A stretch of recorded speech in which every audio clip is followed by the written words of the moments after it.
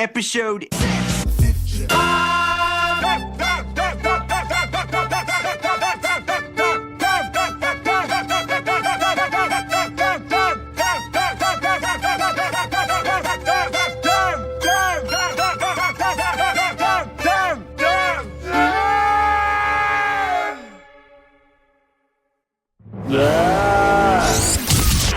BRB UK. Worse teeth, better accents. Hello and indeed a welcome to BRB UK episode 655. I am Coleman. Hi. With me this week is Tim. Hello. And no Dan. No Dan. Dan cancelled. We have a last minute Dan-cancellation. Down a Dan. Yeah, he got work. He got stuck with Dancellation's work. better. That's good. Last minute cancellation. I know we missed a show last week. Tim was off doing things. Yep. And then me and Dan were going to go solo, realised neither of us had played games, and also that there was literally no news. We were trying to, I was like, do we try to stretch the news of Halo coming to PlayStation? And I completely forgot what the other thing was. Oh, a cancelled God of War multiplayer game had been shown off, and I was like, wow, we could stretch that out for an hour, I guess, or we could I could just keep on working. To be honest. Yeah, I just kept with the work instead, and it almost happened again today. But alas, we made it. We made it on time, and we're doing fine. Well, I did book the week off a bit in advance, but then I did remind you as well, but then you also forgot. But yes. Yeah, I was off playing Star Wars. To be fair, it was launch night for that, so I card game or just card like game. the kid doing the lightsaber on old YouTube. But a bit of both. Yeah. But no, mainly the card game. But then if I had come last week, it would have just been me talking more about Ball Pit, which continued to be an excellent game right up to the conclusion of the game. Even though, yeah, slight spoilers, but it does have a new game plus, so it does continue after the end of the game as well. But yeah. Tim, I've played a little bit of Ball Pit, but only a little bit because I got a new game. But yeah, it's good. I like it. It's good, isn't it? Very good. Yeah, I did a couple of Very rounds. good. I got it on Steam Deck. Yeah, I think it's good for that. It's all right screen real estate wise because it's kind of long and thin in the wrong direction, as the actress said to the bishop. Yeah, I'd buy that for $1. Does it work okay on the Steam screen though? The Steam Deck. Yeah, screen? yeah, it's great. Yeah, it's brilliant. Okay, it's good. Play it on the go. Play it on the tube. Been liking it. But yeah, started playing something else. And we'll jump straight into mine. I was going to let you go first, but I'm going to jump straight into mine then because this relates to the Steam Deck. The playing of the Steam Deck. I've been playing a game that I didn't even know existed until last week. Oh, really? I've been looking forward to this one and I'm keen to hear your thoughts on it. Okay. So I've been playing a game called Dispatch, which if you're like me, and I know I am, I didn't know this was a thing until just now. I didn't even know the studio existed. There is a studio called Ad Hoc Studio. They are a bunch of ex-Telltale developers. Yeah. Is this their first game? Great. I feel like it is. This is their first game. Yeah. So this is guys behind. This is from the guys behind The Wolf Among Us, The Walking Dead, Tales from the Borderland. All great games, in my humble opinion, and ones that I'm a big fan of. So if you don't know the Telltale style of game, and it's going to be confusing because Telltale still exists, albeit the weird shuffling zombie corpse of Telltale Games wearing a face of their former developers that doesn't exist anymore. Much like the Whisperers from The Walking Dead. It's a good Walking Dead reference for you there. I got what you're going for. I don't think you had to over-egg the pudding there, Coleman, but okay. Do you know what the Whisperers are, Tim? No, not particularly. You don't watch Walking Dead and you don't read the comics and you don't play the games. So shut your damn whore mouth. You ignorant slut, Tim. I have played some of the games. I have watched some of the series, just not extensively. I've seen it all. Not the new stuff. Looks a bit cack. I'll get to it. Anyway, yes. Sorry. So all those are great games. So and it's weird because the thing I was looking forward to from Telltale Games was they were doing a follow up to The Wolf Among Us, and even though that is a licensed game, it's the Fables, Vertigo Comics, which I think is a DC property now. I was really looking forward to a sequel to that, which they did announce and then very quietly cancelled. I assume they're not working on it anymore. And even though it is a licensed property, it felt like something unique, something different. Much like Tales from the Borderlands as well. That's a very, very licensed game. It's a Borderlands game, but it felt unique and kind of like its own IP. So I think more so with Fables because you haven't seen it in other mediums and stuff previously. No, just the comic books. Other than the comic, yeah. So I was, when I found out about this, I was like, okay, I like those games. I want to support the new studio. I want to support those original developers. Let's pick up Dispatch and give it a go. This is a £25 game. It's on, I think it's more on PlayStation. I think it's like £30 on PlayStation and 25 on PC. It's only on PS5 and PC at the moment. And it is an episodic game. But unlike the previous games, you don't buy the episodes individually and have the choice of a season pass. You buy all the games, much like, what was it called? Life is Strange, much like that one. You just put down, you buy all the episodes at once, and then they release them periodically.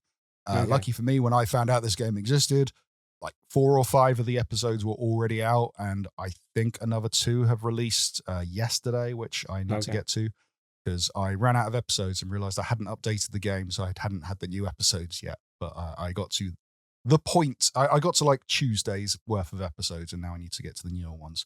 So I think it's 8 episodes in total. There's, I want to say 6 or 7 out of the moment. How long is each episode?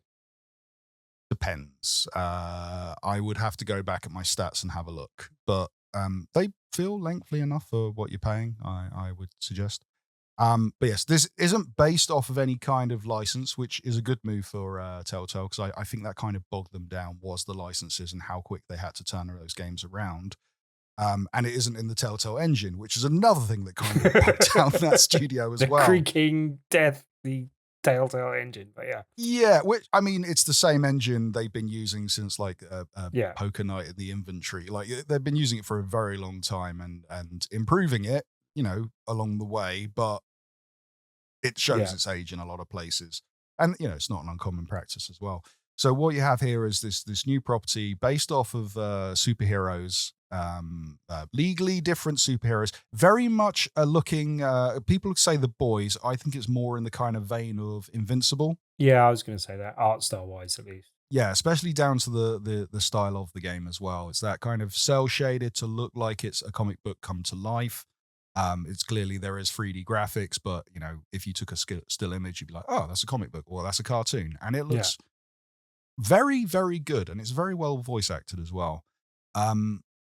So before I get into the game proper, this is a kind of, it's broken up into different sections. Whereas the Telltale games were, it's a lot of story cutscenes and you're picking dialogue choices, and then you've got some QTEs, quick time events. You would also have these sections of kind of walking around a little area and trying to find objects or talk to people and work out things. That section's gone. There's no kind of walking around element to this. What there is it's the cutscene stuff, it's the quick time event, and there's this kind of mode, the dispatch mode, which we'll get to in a moment, and also some mini games as well thrown in. There is an option to turn off the QTEs as well, so you can just if you don't like QTEs and you just want to do dialogue options, then you want cutscenes to be cutscenes and decisions to be decisions, then go for it. You can do that. I am playing the QTEs. I know a lot of people complain about QTEs, but I think they help make you more engaged, and it's less of a passive experience than sitting there and watching something which you could do just by watching a movie. Like, it makes it more video gamey, in my opinion, right? And also makes you pay more attention, which I think is good. I know some people, I have known some people back in the day that like the idea of for instance, like The Walking Dead. They like the idea of The Walking Dead games, but they don't like the style of the gameplay, so they'll just watch someone play through it all on YouTube without any commentary and go, that's me done. Right, which is the very thing that a lot of developers back in the day of YouTube, like first starting to do the Let's Play as a big genre, they were complaining about. It's like, well, we're not getting the money because someone could just watch that and go, I've got what I wanted out of this game. So that is the exact argument they're using it for. And I've heard that to modern day of things like Death Stranding as well. But Yeah, I like QTEs if they're done well, and I think they're done well here. They're not egregious. They're not like designed to trip you up. I found I remember Jurassic Park being like one of the earlier licensed Telltale games that I remember. That had a weird thing where it only released in the US for a while, and I had to kind of do some VPNing stuff to get it. You could play it on the PC in the UK, but if you wanted it on console, then you had to get it in the US, and it took a while before we got an anniversary edition that we could play. But when I got my hands on that, I found the QTEs like very kind of they felt like they were there to kind of trip you up, to kind of force a hard level of gameplay that isn't really warranted in these games. That's not there this time. But anyway, I'm enjoying all that section. The story itself, it's you play a superhero with no powers. So he's called Mecha Man. He's a character who has a gigantic. Oh, I haven't even put the thing up on the screen again, have I? That's clever. Video. It's always for my games as well that I forget to do it. Yes, talking. You play as Mecha Man. He is a third generation superhero, has no powers. He has a gigantic mech suit, as the name implies. And at the start of the game, he's trying to find his father's killer, and shenanigans happen. He ends up losing his superhero suit. He has no no super suit. We're not losing; it's destroyed. And because he's poured his fortune into this suit. He's kind of like a Bruce Wayne in The Dark Knight Rises, where he is left penniless. And so he starts again and ends up getting recruited into this kind of superhero. It's kind of like a superhero team of insurance, where you subscribe to a service and you can request superheroes to be sent out to assist you. So if you own a business and your business is being robbed, you can dispatch superheroes. If you're a civilian and your cat is stuck in a tree, you could effectively call Superman to come and help you out, get your cat out of the tree, which is something Superman probably would do without payment. But you're the dispatcher, hence the name. So you're kind of the man in the chair who filters through the calls, decides which superheroes to send out to what crime in progress or what issue, and which superheroes to team up. And you're put in charge of the Z list of superheroes, all the worst of the worst. They're all kind of like a Suicide Squad without the exploding necklace. They're all reformed superheroes. All reformed villains that are in a program, the Phoenix program, that is them trying to learn how to become superheroes for part of this company. Right. So you're in charge of them.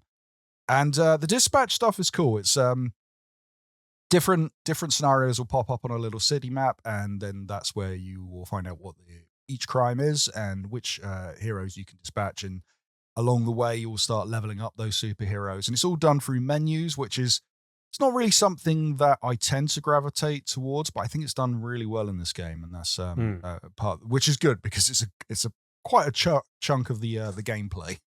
But I've been enjoying that aspect of it. And then once you're done with your dispatch for the day, then you go back into the gameplay with the cutscenes and the game story proper. All in all, so far, like I say, I'm not through it yet. I think we got another couple of weeks before all of the episodes are out, or maybe just a week. I'll have to double check on that. But I've been enjoying it so far. And one thing that I found with this game over the others, a lot of these games, even if they're Telltale games, if they're Heavy Rain or Until Dawn, any of those kind. Not Until Dawn. Was it Until? No, it is Until Dawn. Until Dawn, yeah.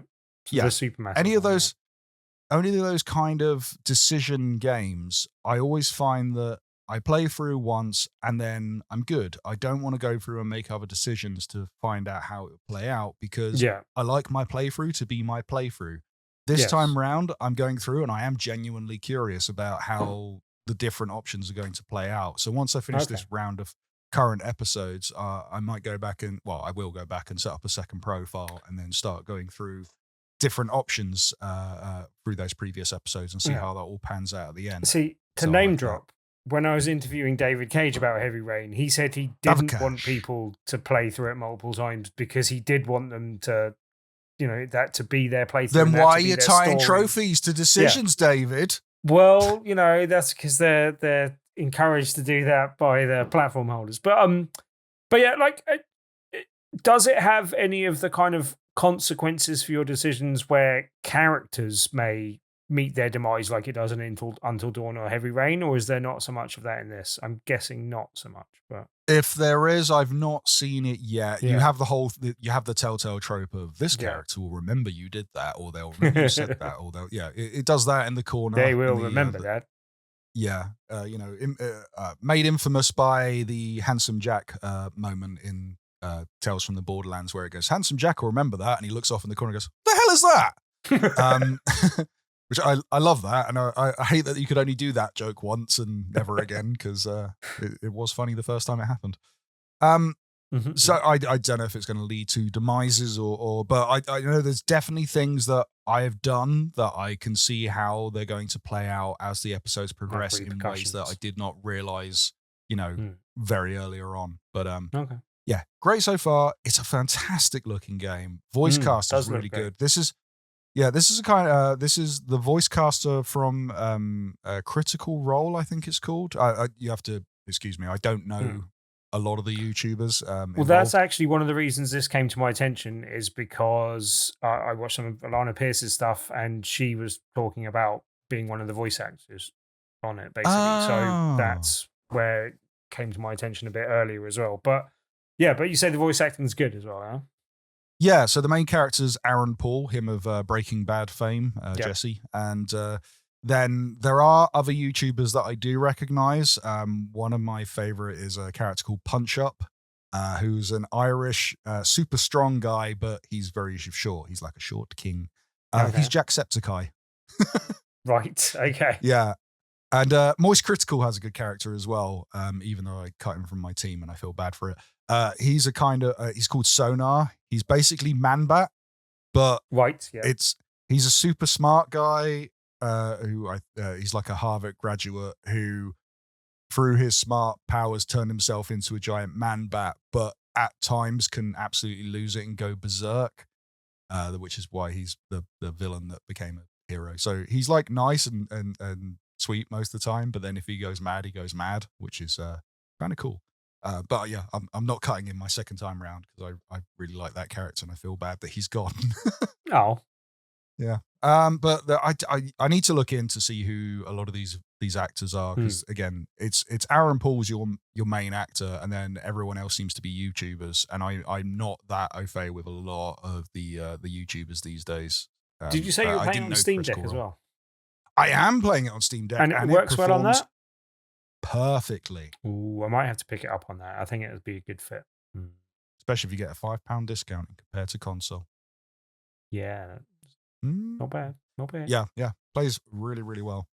So yes, I'm enjoying it. I would strongly recommend it. Especially if you're a fan of the Telltale games or games of that ilk, then go for it. I mean, they're basically the modern day point and click. Even though we've had some attempts of a resurgence to the point and click genre, these are the more modern day point and click. So much so that Monkey Island's done a few Telltale games, Telltale's done a few Monkey Island games. But yeah, great game. Really recommend it. As I said, it's I think it's $24.99 on PC. It's $28.99 on PlayStation 5. And most of the episodes are out now, and the ones that aren't, they do seem to be coming out in quick succession. Another big problem with the Telltale release thing for a while is when they started getting more licenses, I remember the one that particularly annoyed me at the time was Tales of the Borderland and Game of Thrones. They were doing those concurrently, and their idea was, 1 month we do a Game of Thrones, next month we do a Tales of the Borderland, and it would be like, okay, episode 3's been delayed by 2 months. Like, so there's none of that this time. They've got everything planned out. Like, all the episodes seem to be finished, and then they're just dropping them at the correct times, and they're all weeks apart, 1-2 weeks apart rather than months apart, which that seems great. Much better for the consumer. Yes, Dispatch, check it out. Tim, you've been playing a VR game, which you caught my eye because you said what it was, and it said it released like 4 years ago, and then I realized you were on PSVR 2. Yes. So before we get too into the weeds on this one, I was given a review code for it, so just be aware of that going in. It is a game called Sweet Surrender VR. As you say, it's new out on PSVR 2. Came out a week or so ago now, maybe. But yeah, fairly new. But it was already out on other platforms, MetaQuest and PC Steam VR. But I've been playing on PSVR 2. Now, very much a mixed bag here, but I will generally preface with the fact that there is a lot to like in this game. There are a few things that may be down to my personal preference that hampered my enjoyment of the game, and I will come back to that afterwards. But, and yeah, have your especially VR, but general indie game bingo card ready, Coleman, because we're going to hit a lot of points on this one. Ooh, so it may I is guess? a procedurally generated Yep. first-person shooter. Yep. Roguelite, I would say, although that's arguable. We'll come back to that in a minute. Cell-shaded, maybe flat-shaded, but yeah, it's kind of cell-shaded art style. That's a half ding. Yeah, it's a half ding, but there's quite a few indie games that I think accounts for. And you are generally battling against robotic opponents, basically. It's not really a trope. Yeah. I just like the bell, though. Yeah. Get to hit a few things on the list anyway. But yeah, like, first of all, the things I really like about the gunplay generally is really good. Like, you are usually starting the game from the first bit of the game, you just get a pistol and you are picking up other weapons in the environment, upgrades that you can put in the back of your wrists, and they generally apply to. There might be a generic thing that just applies to you in general, but otherwise they'll apply to the weapon you have in that hand. So there are some single-handed weapons that you can dual wield, and then there are some double-handed weapons, particularly like the sniper rifle. You get a bonus from like being double-handed because the scope only comes up when you have your second hand on the weapon, basically. And you are battling through environments. As I said, roguelite, I think, because when you die, you do generally go to the start of the game until you've got through the end of the first level or subsequent levels and are unlocking shortcuts to then jump forward to the start of the next level, basically. But you have to kind of do some stuff to get there as well. But then there isn't so much like persistent upgrades, but you do unlock different classes of characters, such as the sniper or the grenadier and stuff, that you unlock by doing things in the game and then are subsequently available to play on other run-throughs. The one thing I didn't like about that slightly was just that I couldn't find a way of, like, I would have liked to be able to jump from one character to another and keep my run-through, but it seems, as far as I can tell, that there aren't multiple save slots, which I would have liked, but small potatoes on that one. But yeah, the moment gunplay, running around things, I really like that. I quite like the art style. I've particularly said on previous occasions that I think the kind of cell-shaded or flat-shaded art style looks particularly good in VR. It pops really nicely. It looks really well. The only slight downer on that is some of the environments look a bit one-dimensional and flat as a result type of thing, and some of them aren't very interesting. Slightly because of the procedural generated nature. Generally, you'll find that the rooms will be struck together in a different order. The enemies will be in slightly different placements, but sometimes almost the exact same placements. But they're usually in slightly different placements. But then the furniture and stuff around it is a bit different. But some of the walls can look very bland, especially when there isn't much furniture populating the environment, and it can look a little bit bland. But generally, yeah, I think the art style looks good and it works well. There's not much going on in story. Most of the story is told through data pads that you're picking up and like reading through. But the one good thing about that is it seems to be something that's generally been solved in VR, but the clarity of the text when you're picking up and reading it is really good. That seems to be generally something that seems to be the case in VR these days, but this game hasn't done it badly. It's done it well. And yeah, like the enemy variety and the different kind of robots that you're coming up against is interesting enough from what I've seen of the game so far. I haven't seen as much of the game as I possibly should have done, and some of my enjoyment has been hampered in the game, partly due to my preferences in the way the game is played, which has been catered to, but seemingly not play tested as well as I would like. And what I'll go into. So, first of all, I love to talk about a menu, Coleman, and the menus do look very crisp in this, and they give you a lot of options. So, when I'm playing a VR dispatch on the when I'm playing a VR game, one of the first things I have to do is go and turn all the vignettes off, because they tend to be something that they put quite a lot of in a lot of VR games. But if there's something that is going to make me feel in a game, which they're apparently supposed to help with, that's one thing that will make me actually I don't like them at all. They really bother. I thought it was for processing to make it run smoother. Possibly, but I thought it's supposed to be for motion sickness and keeping your kind of. But anyway, I went in and turned all those off. So while I'm in there turning that off before I even started the game, I was like, okay, I'll fiddle around with a couple of other things. And two of the things that I personal preferences.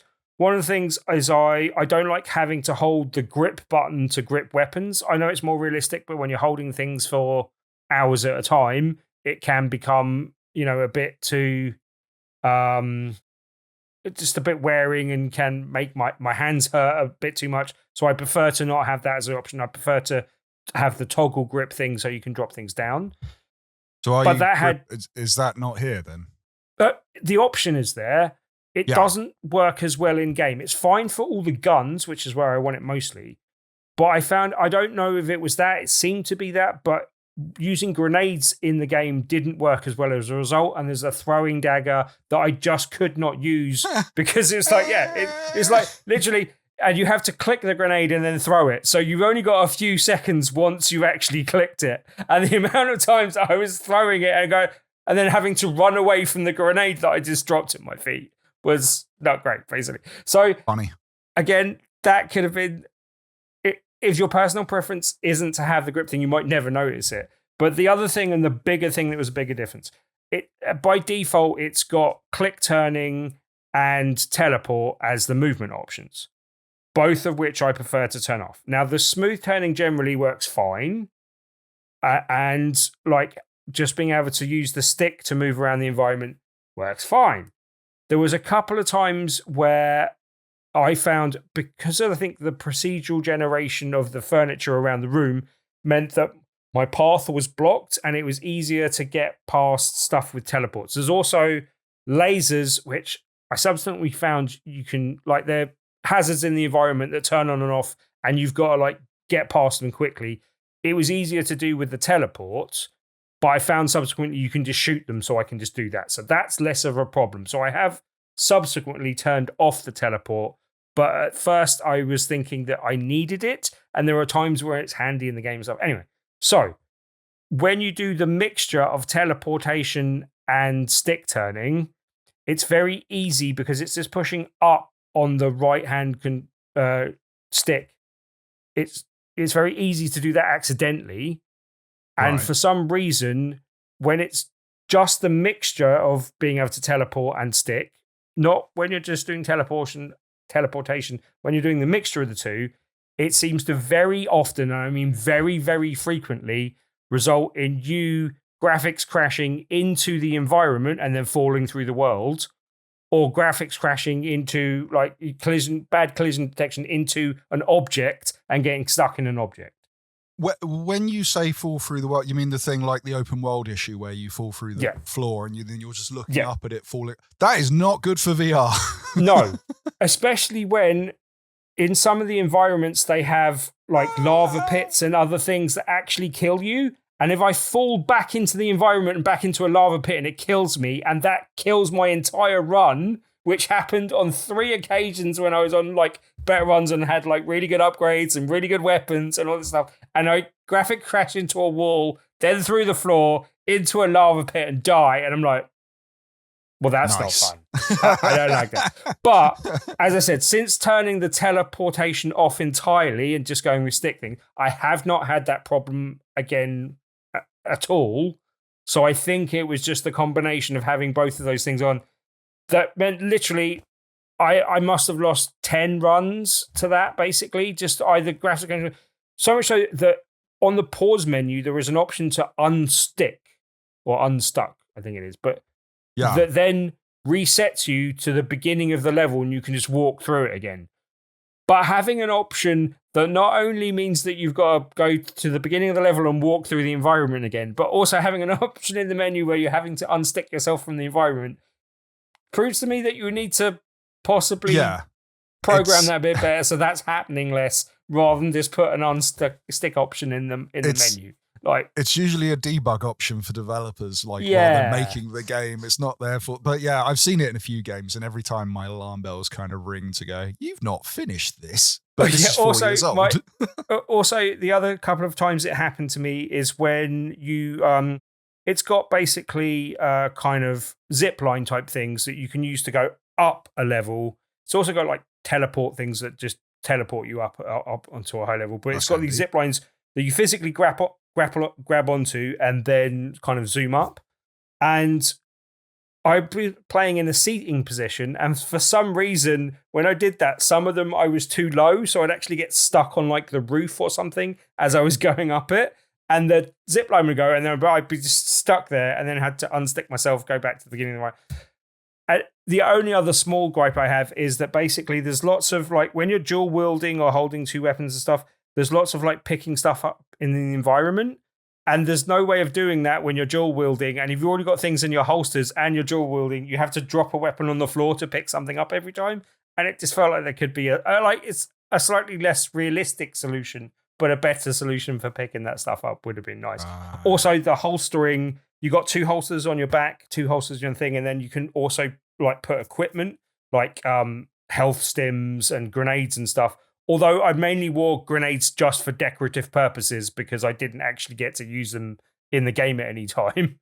Like having the health sims and stuff is useful. There's also like shields and stuff you can use, which are quite good bits of equipment.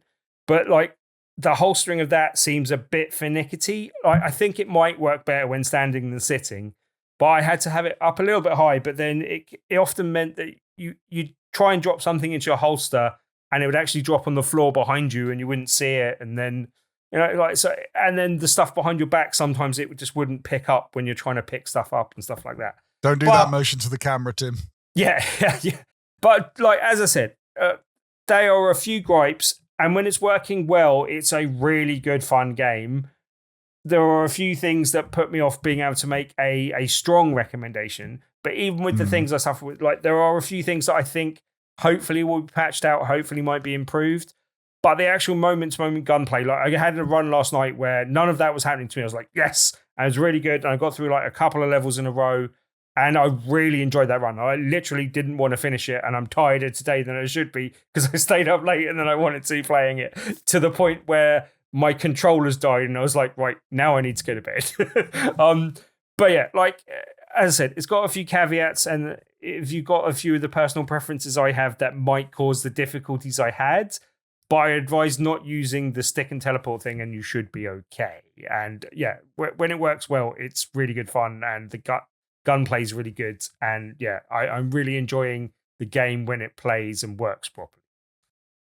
I have a question, but it's more regarding FPS in VR in general. So with a lot of the motion control, we love first-person shooters in VR because, you get to actually move your hands around and cock guns and unload and reload and stuff. Sniper rifles. I don't know if you've had this problem, but I've had this many. I love the idea of doing a sniper rifle in VR every time. Look down the sights, smash myself with the controller, smash my headset with it, and just like a clunk every time. I don't know if you have that issue, but I get it every time. One of the things I like about the game is it has one of the best sniper rifles I've seen in VR. Okay. Like, in terms of consistently looking down the scope and shooting where I'm aiming and being able to represent that well, it's done it really well. I haven't smashed myself in the face. That might be a personal thing on you. You might have to try it and see if you like. But it's really good. Like, basically, as I said, you have to grip it with 2 hands for the scope to come up. Yeah. But when you do, you can look down the scope and it's got a kind of, the hollow... I'm not good with my, upgrade things in COD and stuff, but it's got the hollow sight, I think it's called, where it's got 2 different circles that you line up and the kind of view that goes through it. And yeah, that just works really well. It's really good. Also, another thing that I really like that I think works really well is you can twist your wrists like like you're looking at a watch to see the upgrades in there, and then it will come up with the information of the upgrades you've currently got in that wrist. But even that's better, cool. when you twist your wrist in the other direction on your right hand, it comes up with the mini map. And that's really cool. Like, it's a map of the environment. It's really easy to access. Like, it feels like a proper, like, augmented reality type thing available to you in game type of stuff. And that works really well. Like, I think it's a really nice touch and is really handy and works really, really well. And there's just like little nice touches like that in the game that make the game really enjoyable and a fun place to be in. When it's working properly, I recommend it. But it does come with those few caveats. But yeah, like the only other thing I'd say is that it's possibly a bad time to come out on PSVR 2. Just because November is absolutely stacked for really good games. There's a couple of first-person shooters that are out this month as well. And there's also a good-looking robotic shooter. So it would have been nicer to have this slightly earlier in the year, perhaps. But it's reasonably priced at $18.99 to $20.99. I think it's about 5 hours long, and I've played about that much, and I'm only about like just over halfway through the game. I got like most of the way through the industrial level last night. But that's because like all my best runs got ruined by bugs, basically, which is a bit of a shame. Or my early runs and stuff like that. But it's 5 hours to complete if you're like streamlining through it and only playing as one class. So there is quite a bit of game for your money. So I think, it's reasonable. It's a slightly harder thing to recommend when bugs did hamper my enjoyment of it. It's also a slightly harder thing to recommend in the environment, but it still comes with a reasonable recommendation because I have had a lot of fun when it's working properly. Okay. I mean, I'd say at the moment, if I were a PSVR working PSVR 2 owner and wanted some new games, I probably would steer away from brand new games at the moment because there's a sale on PlayStation, and that's the other thing. A lot of wish listed games of mine pop up in a sale that I went, I wish my PSVR 2 worked properly. But I also just bought Rush Apex because that came out last night. I haven't tried that yet, but I might be talking about that next week as well. So that looks very cool. It's a redo of one of my favorite games on PSVR. So yeah, and apparently that's great. Also, yeah, good couple of games came out in the last couple of weeks and next week, and there's been a load of games announced for November. So it's a really good month for PSVR at the moment. One of the best months, I think, since the launch of the headset. So don't matter me none, because I can't stop playing Ghost of Yoti. That's a very good game. Yes. Right, shall we get on with some news-related subjects? Let's do that. Good. So, first of all, this one, I was having a quick scour before we did the show and went, oh, it's all kicking off. Yeah.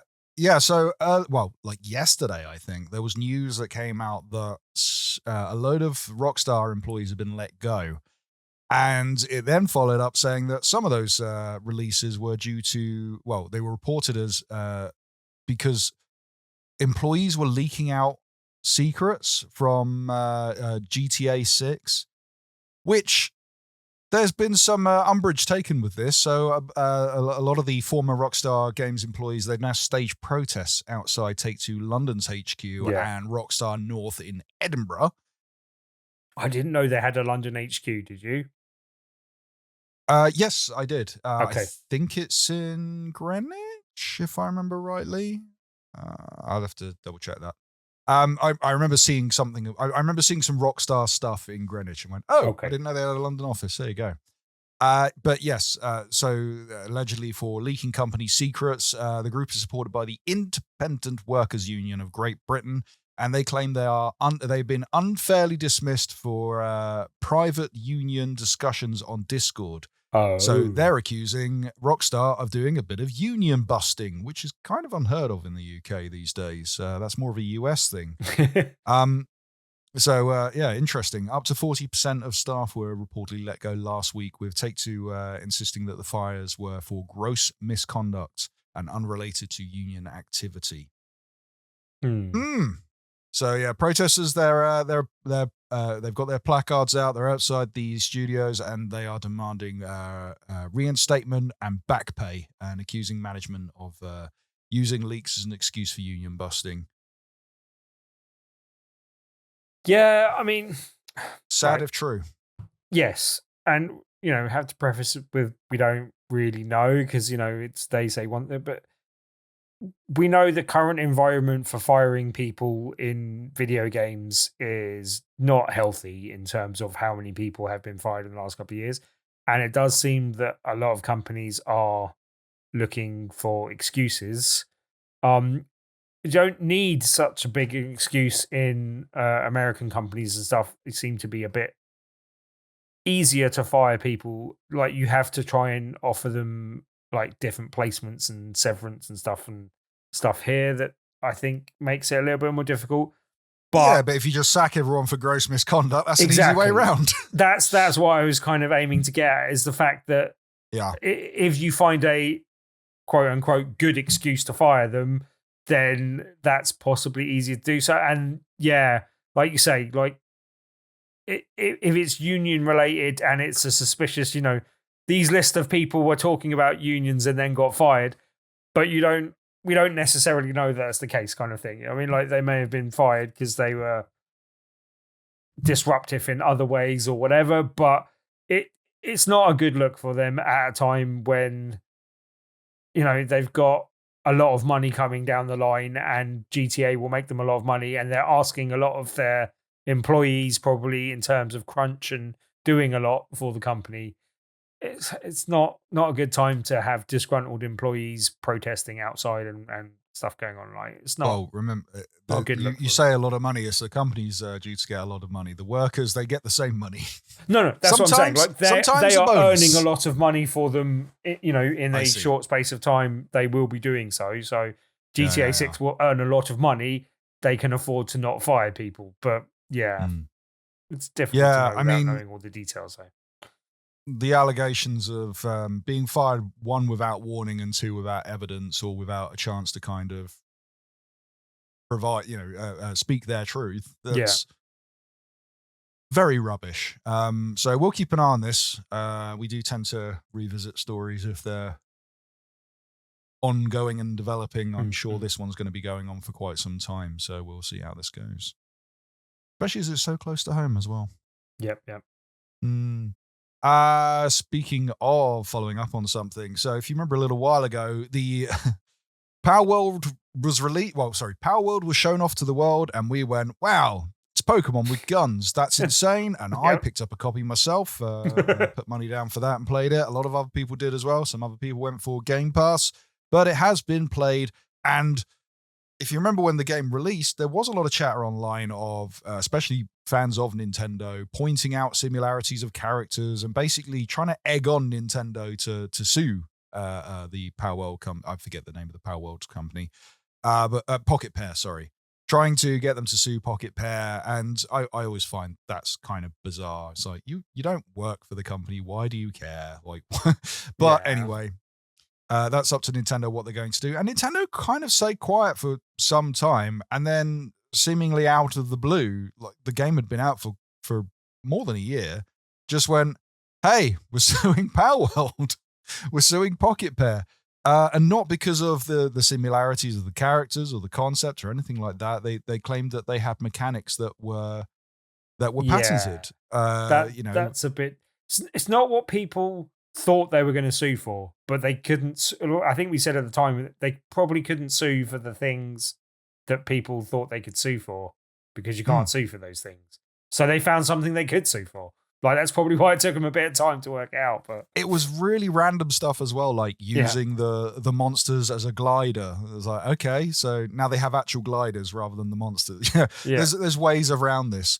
But yeah, so this is now being reviewed. A lot of legal experts at the time said that the US Patent Office should not have approved the patents for a lot of these Pokemon mechanics, because they have been used in other games. They have been used by other companies that predate. Konami, in fact, own a lot. They've used a lot of these mechanics before Nintendo did, so they should claim right to it. I think it's stupid patenting mechanics in video games. To be Yes. honest, I'm sure we both do. Doesn't but work well for consumers, which is us. No, and so it tends to stunt development in other areas. Yeah. Like look at the whole thing with Warner Brothers Interactive and the Nemesis system. That's the one that comes up all the time. Or the putting mini games and loading screens back in the day. Less of a problem now. We have less loading screens, but the Nemesis system, that was something that was used in one specific game and its sequel, and then it was going to get used in a Batman game. Batman game got cancelled. Was going to get used in a Wonder Woman game. Wonder Woman game got cancelled. What were you doing with it? Well, nothing. The studio got shut down. Yeah. So it's not great. But yes, so now apparently how the Pokemon battles work, the summoning, the gliding, all that kind of stuff, that's now being re-examined by the US Patent Office. Okay. So we'll see if that gets thrown out and Palworld live to have legally different Pokemon with machine guns fight another day. Yeah, wasn't one of them like the summoning creatures from balls? Yeah, it's basically the Pokeball mechanic. That one, I'd say you could have that one, but I definitely know I played a game before Pokemon where you could summon monsters and you could catch monsters and you could summon them.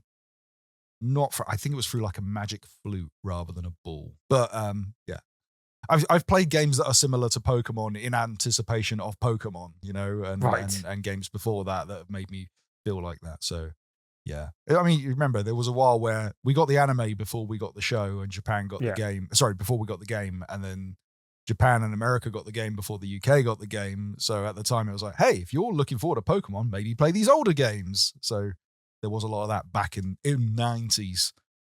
But moving on with Nintendo and legal eagles, I swear we spoke about this with a different streamer, or maybe it's this same streamer, but Nintendo took a streamer to court called Jesse Every Game Guru Keegan, who was caught pirating and streaming Nintendo games before release. I swear we spoke about this as it happened, because the reason this came up was that Every Game Guru was basically egging them on. So basically going along the lines of like, what are you going to do? Sue me? Says the man who got sued. Just fine. Like, don't encourage Nintendo's lawyers to sue you. Yeah. Like, that will just put you on their radar. Like, what are you doing? Yeah. What's the famous? What are you going to do? Shoot me? Says the man who got shot with a gun. They went to court and they have now been ordered to pay out Nintendo $17,500 in damaging, and they've been banned from sharing pirated content. Apparently, they leaked more than 50 games since 2022, including Echoes of Wisdom, Super Mario Party Jamboree, all pirated. Do you need to ban someone from playing pirated content? Isn't that like banning someone from murdering people? Like, it's already illegal, dude. Like, well, what I'd like to know, does this just mean like, hey, you can't say the new Pokemon A to Z to A, whatever it's called, Pokemon as you can't stream Pokemon as if you've pirated it? Or could this be something as obscure as you can't stream a ROM of Cadillacs and dinosaurs, even though you can't legally buy it? I think that's more difficult because you might struggle to find someone that can be bothered to sue you about it, or even like a company company may own the license but aren't planning on doing anything with it, so there's no value in them suing you about it, basically. Whereas Pokemon is an active license, game. Who knows? I'd be interested to see that. Like, would that ban you from? I mean, why not just ban them from streaming in general? How do we enforce something like that? Probably it's in America, so there's probably some, amendment rights, First Amendment rights, or whatever. I mean, I've been following it. And how to do. I won't go into the full case. I've been following a case where there was like a harassment online, and that person was then ruled by the court that they can't talk about that person publicly. So they then hired someone else to talk about that person on their behalf, and that was a breach of their terms and ended up going to jail. Come on. So Yeah, I guess you can enforce stuff like that over in the US. Anyway, yeah, we'll keep an eye. I guess that one's done now. We don't need to keep an eye on that one anymore. But we'll keep an eye on the pattern. We'll keep an eye on the other thing. But something I have been keeping an eye on is me too. Terminator 2. What's the full name of this? It's Terminator 2D. Or 2D, Terminator 2. No Fate. No Fate. That's the one. This is the cool SNES-looking, arcade-looking Terminator game that was announced quite some time ago. Already had a delay and now has been delayed again. Not as long this time. It's been pushed back to the 12th of December. So not long to wait. Yeah. But it's a retro-style side-scroller that mixes Terminator 2 with new storylines and multiple endings. It does look cool. Like it does, like apparently, like give you like alternate storylines in terms of what happened if this happened at this point in the story, and like different things going. Which I like if done well. Yeah. It was pitched in a Walking Dead game that came out. We covered on this show not long ago, probably a year or two ago. But if you remember, that one was, hey, what if Walking Dead the TV show, but different outcomes and different, like you could then pick up this character who died. You could save them and have them play out as the protagonist of the TV show now. Unfortunately, it was made by some brain-dead studio that made an absolute dog poo game and released it out to the public for full price. Well, that's not good. Yeah, this one looks better. I'll give them that. Yeah, it does look cool. I'm really looking forward to it. Speaking of games we're looking forward to, though, that also have a slight update, although this one's not been delayed. It's just had an announcement of when it's coming out. Also, PlayStation actually put one of the devs talking about it as a developer diary type thing, and it kind of introducing some of the mechanics and stuff. There's a game I talked about previously on the show called Death Howl. It's coming out in 2026. I absolutely love the demo of this. They talked through it and it looks like bigger and better. But I really liked it. It's got a really cool kind of. It's a retro art style, but not one that we've necessarily seen replicated in other games as much. But it's a strategy game, isometric, turn-based strategy game. The demo was excellent. I'm really looking forward to it, but they were talking about it more, and it does have a 2026 release date. And I happened to comment on the video that they put up on YouTube, and the developer commented back, so that was always nice. But it's one to look forward to. No one told me there was going to be boasting. Yeah. But hey. All right, that is all the news we got this week, and we should get out of here pretty sharpish. But before we do that, let's give the plugs that we tend to do. So if you're hankering to support the show in some way, support the website at bigredbarrel.com, then go over to bigredbarrel.com. Something stuck in my throat then. bigredbarrel.com/store. That will take you to our Dashery page where we have t-shirts, mugs, stickers, all the kinds of things with amazing designs on them. I've completely forgotten to put the banner up as well. I'm not on it this week. Well, when Dan does it, I know to put the thing up. When I'm talking, I'm too busy focused on talking and getting things stuck in my throat. This is why we need Dan. So much hand gestures. Dan, come back. It doesn't matter that you don't play video games. We just need you to talk so Coleman can concentrate. Yeah.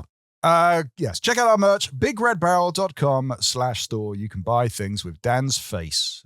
We missed to tell you. Go there. Do things. I was just going to say before we launch into other things, there's a game that we didn't talk about this week. I don't know if I thought one of us was going to play it, but Outer Worlds 2 came out this week, and I didn't get time to play it. But I've not heard great things. 2, I've been busy. 3, Ghost of Yotai. All fair, all fair. But in other circumstances, maybe next week. About it this week. Maybe next week. But I've got other things to talk about for next week as well. But hey, I heard it starts strong, but once the tutorial is over, it's kind of meandering. Oh, that's good. Although in other cases, I've heard it's not anyway. So in other cases, I've not heard it start strong. So Oh, okay. Anyway, I'll maybe start Tim. and see which way I go. Tim, Tuesday is a Tuesday. Tuesday is indeed a Tuesday, and each and every Tuesday, Mr. Coleman, we're doing an event called Tabletop Tuesday at the Loading Bar in Stoke, Newington. Wow. Each week we have a different feature game. If you play that feature game that week, you get a chance to win a copy of the feature game. This week's feature game is a game called Haut Up by a little independent game maker. I know his surname is Chow, and I'm spacing on his first name because it's not Raymond, Steven. and that's what's in my head. But yeah, it's a little independent game maker that we had a game of previously in the year. That went down well. I'm hoping this one does too. It's a game called Haut Up. It looks fun. Little game, and we like to support indie developers that make fun games. So come along, try that game out this here Tuesday, and you can win a copy just by trying it out that evening. If you want more details, check the over 2,200, nearly 2,300 people in our meetup group. Search for Tabletop Tuesday on meetup.com. Or there's going to be more details, not today, but tomorrow, Friday, if you're hearing this. More details on the right-hand side of bigredbarrel.com. There's a little banner button thing that says Tabletop Tuesdays. Click on that for more details. Or just come along to the Loading Bar in Stoke Newington this here Tuesday. Come along, say hello, play the game, win the game just by playing it. I've forgotten the name of the game already. This is where you write down the agenda. Haut Up, that's the one. Haut Up. My apologies, Stephen Chow. I have forgotten the name of your game. I'm calling him Stephen Chow. I'm thinking of Stephen Chow. Stephen. Yeah. I'm going to go Tabletop Tuesdays this Tuesday at the Loading Bar in Stoke Newington. Be sure to go there for Haut Up, and subsequent Tuesdays go there for things. Also, touch Tim inappropriately or whatever his dad says. Yes. Go for it. That's a horrible noise. I'm going to edit that out. Yeah. That's horrible. So, don't do that. If you've enjoyed this show, you got weird taste, but we love you all the same. Be sure to go to bigredbarrel.com. Go there to see content. There's a review up for the new Battlefield game. There's another review that's coming out this weekend as well. There's a review up for Borderlands. Go check out the content that is available on bigredbarrel.com. And also, just click things. There's links and trailers and stuff for you to check out while you're there. Go to our social media pages and what have you, including our Discord. Go to Discord at bigredbarrel.com/Discord. That'll take you over to our Discord page. You can talk to us. You can talk to community people. You can claim free Steam games. Put all the spare Steam games we've got available up on the Steam page, and you can pick them, and you just take a code and you download it. You've got a Steam game. Bookshy, absolute free. Brilliant. Oh, great. A lot of the good ones have been claimed now, I'll admit. But there are some great ones on there still. Daryl Chow was the name of that game developer I was trying to think of. Stephen Chow. That's what I said. No. Oh, sorry. Stephen Chow. Yes. Steven Seagal. That's it. Steven Seagal. Good. Yeah. And do you know what? I rarely say this one, but go over and review this podcast wherever reviews are available. I keep getting told that there's reviews available on Spotify. There are not. It's a lie. Every time I check this out, you can review a podcast on Spotify. Reviews are a lie. It's a 5-star review. You click it, and that's it. You can't leave a review. You can't write reviews. You can write a comment, but I barely see those. So go give a review. You can do it on Apple Podcasts. You can do it on Podcast Addict. You can do it on anything that does podcasts, that does reviews. And it's very likely that I'll see it because I've got this clever little scraper that goes and finds all the reviews around the world and puts them on a spreadsheet for me to read. So if you leave us a review and Dan's here, we might get Dan to give it a dramatic reading. If not, we'll get Tim to give it an average reading. An average, underwhelming reading. The first thing that comes up when you look up Big Red Barrel on Spotify is episode 3 of BRB. Nice. That's very random. When's episode 4? Never. Have you done that one yet? All right. That is all the time we have for this week, and that is all the show we have. So we're going to say goodbye. But before we do, I'm going to remind you to check us out next week, because we'll be available on all the places that do Big Red Barrel. You can go at Big Red Barrel on any of the social medias, And you can do that on YouTube. Go there, subscribe, like, comment, watch us live, watch us recorded, watch the high-quality version of the show that goes out afterwards. And that's it. So, for this episode of BRB UK 655, I have been Coleman. I might have been Tim. Dan has been working. But until one's next time, dear listener, dear viewer, thank you for watching, thank you for listening. Until next time. Goodbye.